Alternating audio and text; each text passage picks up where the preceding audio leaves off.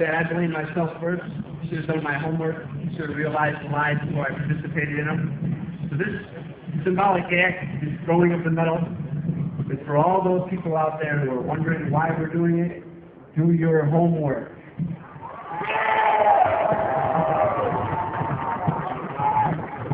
My name is Richard Stoner, and I'm from Auburn, Alabama, and I'm here to say the war is a racket!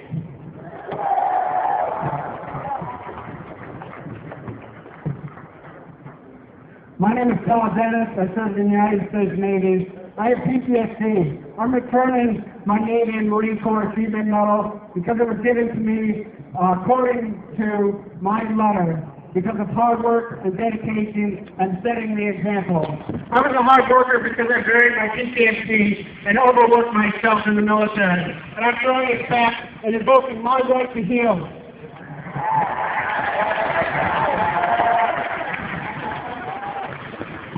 My name is Michael Appleby. I was in the United States Navy from 1998 to 2006, and I'm returning my medal today because I want to live by my conscience rather than being a prisoner of it.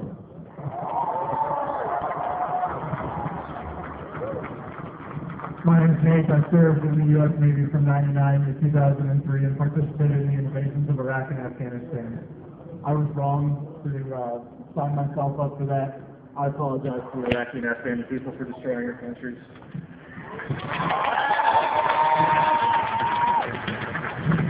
My name is Joshua Shepard. I spent 6 years in the United States Navy. These are not mine. They never were. They're instruments of control from this government. I will not continue to trade my humanity for false heroism.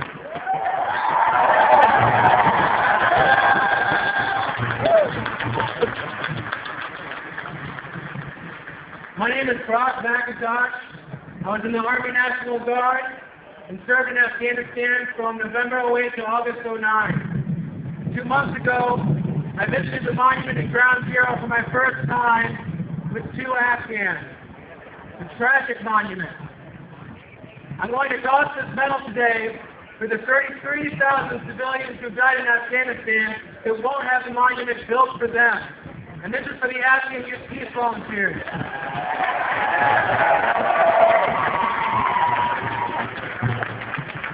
My name is John Anderson. I did 2 deployments to Iraq, and all of this destruction was not necessary.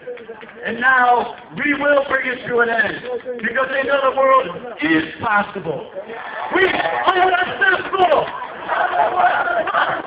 We are unstoppable.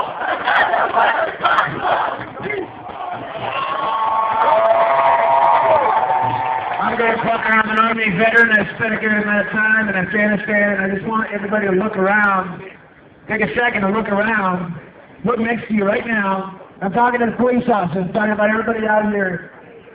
There are thousands of people out here for something important.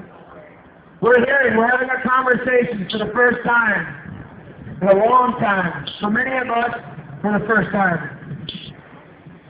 And I want to say that all of us, in some way or another, are trying to serve this great land that we live in. But it's only great because of what we do with it. And sometimes we make mistakes. And the way we change that is we admit our mistakes and we take responsibility for our mistakes. And we change and we become better and we do it together. So I'm returning my global war on terrorism medal because I don't fight wars on adjectives.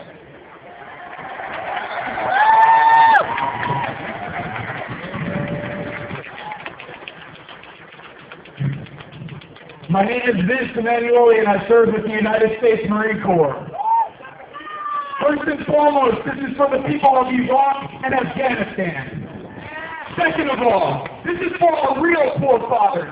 I'm talking about the Student Nonviolent Coordinating Committee. I'm talking about the Black Panthers. I'm talking about the Civil Rights Movement. I'm talking about unions. I'm talking about the socialist brothers and sisters. I'm talking about the sisters. I'm talking about the sisters. Brothers and sisters. That's who our real forefathers are. And lastly, and most importantly, our enemies are not 7,000 miles from home. They sit in boardrooms. They are CEOs.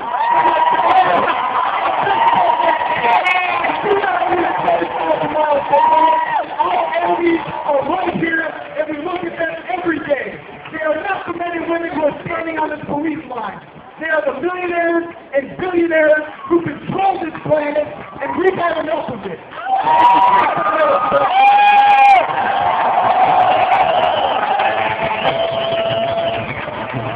My name is Chuck Wyatt. I'm here on behalf of 6 foot Americans who really wanted to be here, but they couldn't be. They couldn't be because when they came to the U.S. border, they'd be immediately arrested. And the crime they'd be arrested for was refusing to continue to participate in the crimes against the people of Iraq and Afghanistan.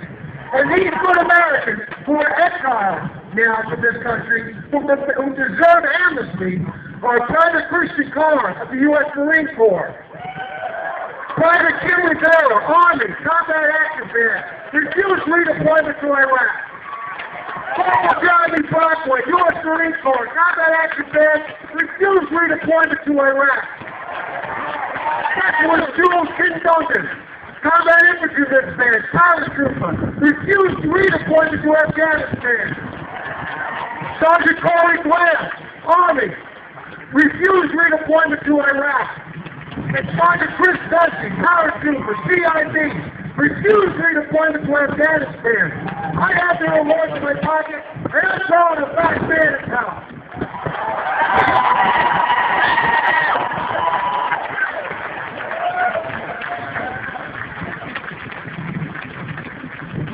My name is Aaron Hughes. I served in the Illinois Army National Guard for 2006. This medal right here is for Anthony Wagner. He died last year.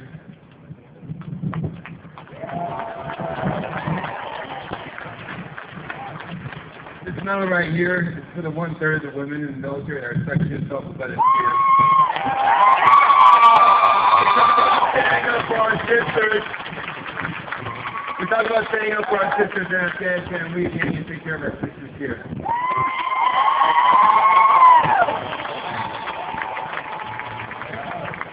This medal right here is a star. Sorry to all of you.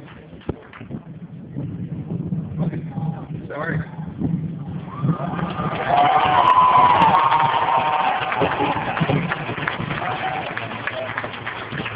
My name is Alejandro Villasoro. Sergeant, I went to part of the invasion of Iraq in 2003, Afghanistan in 2011. Believe me, I was a soldier. I was a squared away soldier, and I really believed in this mission. And I learned the Army values: loyalty, duty, respect, selfless service, honor, integrity, and personal courage. But after my experience, I realized that there is no integrity. Integrity, do what's legally and morally right, and we failed. So there is no honor in these wars. It's a shame.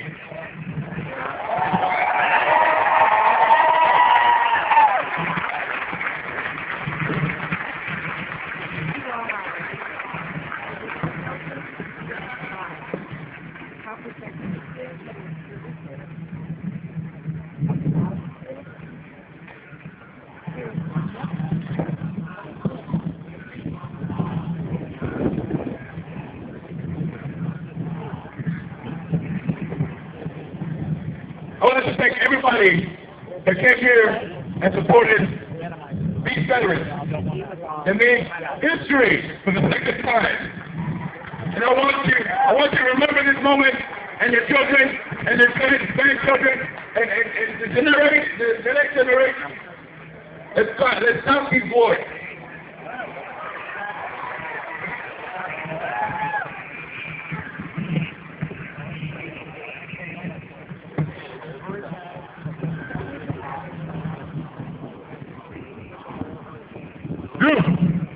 Attention about faith. Take me.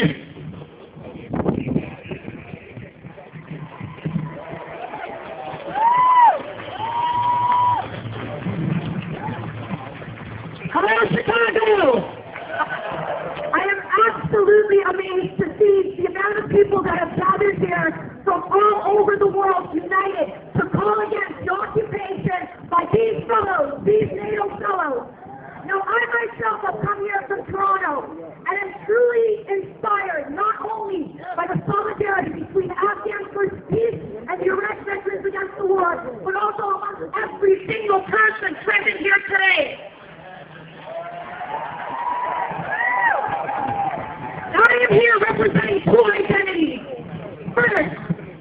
trails of Afghan refugees who have had to flee their motherland to escape the brutality of a war that was fueled by the same actors destroying the country today. Second, I am a Canadian who, like Americans, has seen unemployment skyrocket, the price of tuition on the rise, and the livelihoods of the average citizen worsening, while our taxpayer dollars are being shipped off in the billions to wage war on a people that have been through too much already.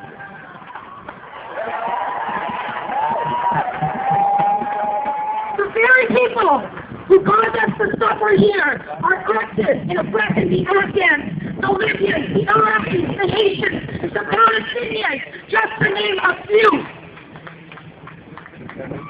I am paying, my family is paying my own government to help slaughter my own people back home. I am here to say that I have had enough. Afghans have had enough. They are sick and tired of being nameless, faceless beings. Sick and tired of being treated as collateral damage. Sick and tired of 11 long years of this war with no exit. We don't want another Abdullah whose fingers were chopped off and used as trophies of war. We don't want another Fatima who has had her face burned by acid for trying to get an education. We don't want another Najib and his entire family being killed in a drone strike. And we certainly don't want another little 5-year-old Zainab left to fend for herself as she watches as her mother is raped by forces while her father has a barrel of a gun shoved in his nose. We don't want our country to be burnt to ashes over and over again by NATO bombs. We don't want it anymore, and we can't have it anymore. Now these Western leaders have played enough games with Afghanistan. The people here, the people of Chicago, the people of the United States, the people of Canada, and the people around the world, it's time that we unite and we say that enough is enough.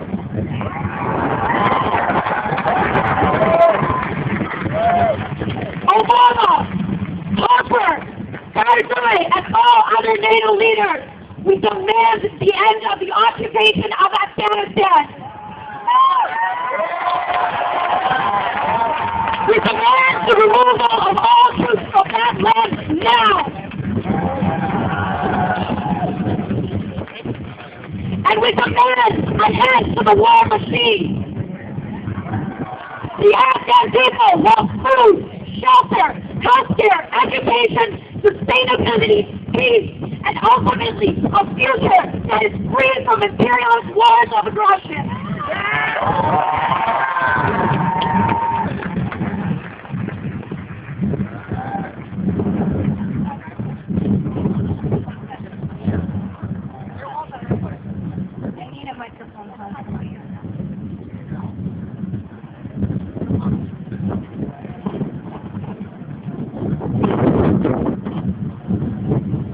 Chicago, people of the world, I wish you could see what I'm seeing right now. Flags of all colors and people of all walks of life stand before me. I am overwhelmed and amazed and hopeful for a better future because you are a part of history in the making right now.